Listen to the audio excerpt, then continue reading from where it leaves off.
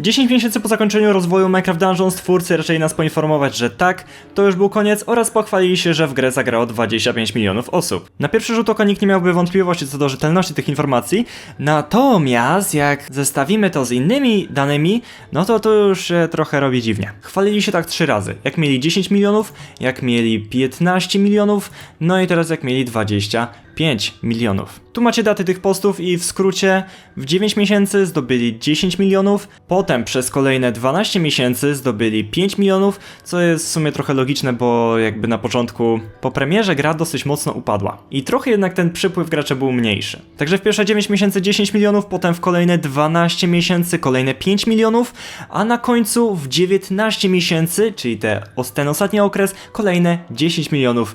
Co tu nie pasuje? Jakim cudem w rok intensywnego rozwoju zrobili 5 milionów, natomiast w niewiele ponad 1,5 roku, gdy nie robili praktycznie nic, zdobyli 2 razy więcej. Powiedzcie mi, jak to jest możliwe. Co więcej, chciałem sobie tak mniej więcej obliczyć, tak trochę zgadnąć, ile w okolicach premiery gra zdobyła graczy, ile tam się przewinęło, no bo to nie są kupione gry, tylko ludzie z Game Passa też się liczą, także ile ich tam się przewinęło ogólnie. Wziąłem sobie Google Trends, jest to dosyć nieprecyzyjna metryka, bardziej by tutaj oddały wykresy Steama, ale niestety gra na Steama wyszła dopiero 1,5 roku po premierze, także no te wykresy za bardzo nam się nie przydadzą. Wziąłem wyszukiwane hasło, jak i samą grę, zarówno na Google, jak i YouTubie. Zestawiłem to w ten sposób. Mamy tutaj jakby w porównaniu do maksymalnego zainteresowania, jakie w danym momencie było zainteresowanie. To nie jest od premiery, bo gdyby było od premiery, to mielibyśmy tutaj wartości typu 3, 4, czasami nawet 2, to nie miałoby absolutnie żadnego sensu, także to się liczy od 2 miesięcy po premierze. No i tak, dla każdego okresu i każdej kategorii wyliczyłem sobie średnią. Tutaj jest liczba graczy, jaka przybyła, bo tutaj było ogłoszenie, że jest 10 milionów, tutaj było ogłoszenie, że jest 15, także w tym całym okresie gra zdobyła 5. Mamy 12 miesięcy, także dzielimy ile graczy na miesiąc średnio i bierzemy ile graczy na punkt tutaj zainteresowania. Nie jest to zbyt dobra metryka, między innymi dlatego, że wszelkie ogłoszenia, wszelkie update'y i tak dalej bardziej podbijają zainteresowanie niż przypływ graczy, bo jakby osoby, które już grały albo nie grają i nie zamierzają, ale im się wyświetliło i coś tam gdzieś sobie pogadali, poszukali, też będą wliczani do zainteresowania. Także wyliczyłem ten współczynnik, wziąłem sobie, go podłożyłem, że w tym okresie pierwszym byłoby to samo. Jeżeli byłoby to samo, to wtedy gra zdobyłaby tak 3-4 miliony graczy w tym okresie. Czyli od 6 do 7 milionów przed premierą, na premierę i 2 miesiące po premierze, właśnie wtedy, kiedy był ten największy boom. Potem przez kolejne 7 miesięcy 3-4 miliony, potem przez kolejne 12 miesięcy 5 milionów.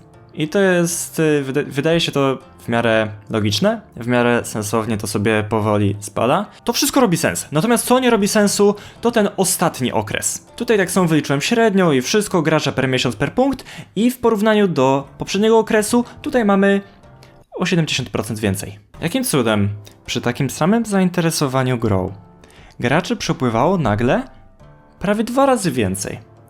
Jakim cudem? Są też pewne niuanse wpływające na to zainteresowanie i przepływ graczy, że to się trochę rozregulowuje. Na przykład im dłużej gra jest, tym więcej jest takich graczy jak na przykład ja nie gram od paru miesięcy, ale siedzę na Reddicie i ogólnie się grą interesuję, czasami coś tam googluję, czasami coś muszę, nie wiem, komuś odpowiedzieć, a nie pamiętam czegoś, także sobie to googluję i szukam. Ja generuję zainteresowanie, a jakby nowym graczem nie jestem. Jestem od bardzo dawna. Także jestem liczony tylko do zainteresowania, a nie jestem liczony do nowych graczy, więc ten przypływ graczy względem zainteresowania powinien po czasie być coraz mniejszy. Natomiast jak mówiłem, wszelkie update'y i tak dalej, ogłoszenia generują więcej zainteresowania niż nowych graczy, ale też nie jest to aż tak duży wzrost, żeby miało to jakieś znaczenie. Mamy tutaj wzrosty, nie wiem, 20-30% na chwilę albo odrobinę dłużej. Fauna Fair i Tower Multiplayer to był dosyć istotny update, a przypływ tutaj jest taki, no nie wiem. No to jest tak z 30%.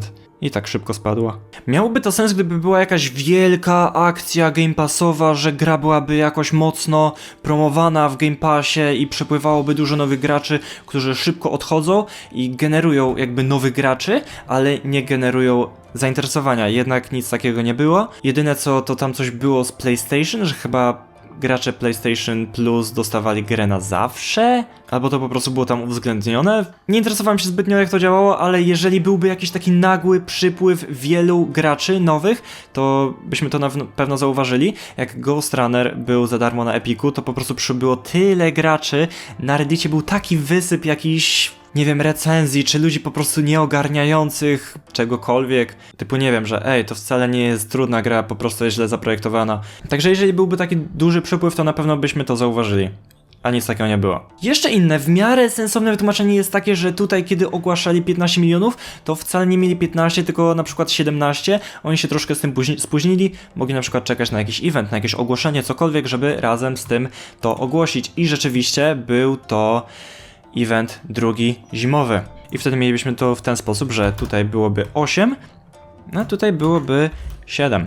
I w tym momencie to wygląda jak najbardziej normalnie, natomiast jest to bardzo naciągane i tak właściwie no jednak nie ma sensu. Jeżeli tutaj mieliby 17 milionów, to na spokojnie tutaj mieliby 15. To był najważniejszy update w historii całej gry. Jeżeli mieliby się pochwalić takimi 15 milionami, to na pewno by nie czekali na jakiś event zimowy, który tak właściwie był po prostu powtórką poprzedniego, były te same itemy. Tylko chyba pelerynka była jedna nowa, no i tower specjalny, to był dosyć nudny event, także jeżeli mieliby się tym pochwalić, to wcale by tu nie czekali, tylko po prostu by ogłosili to tutaj. Także to tłumaczenie nie ma sensu też. Poza tym, jeżeli byśmy tak zrobili, to te pierwsze kalkulacje by nam tutaj w ogóle nie szły, bo by wyszło, że przed premierą i 2 miesiące po premierze gra zdobyła tylko 3 miliony graczy. Co absolutnie się nie klei. Planowałem zrobić ten film już od jakiegoś czasu i naprawdę długo kombinowałem, jakie mogłoby tu w ogóle być wyjaśnienie, jak to mogłoby mieć sens, ale zarówno jak patrzymy zwyczajnie na czas, jak i tą głębszą analizę tutaj z zainteresowaniem, w żadnym wypadku to nie robi sensu.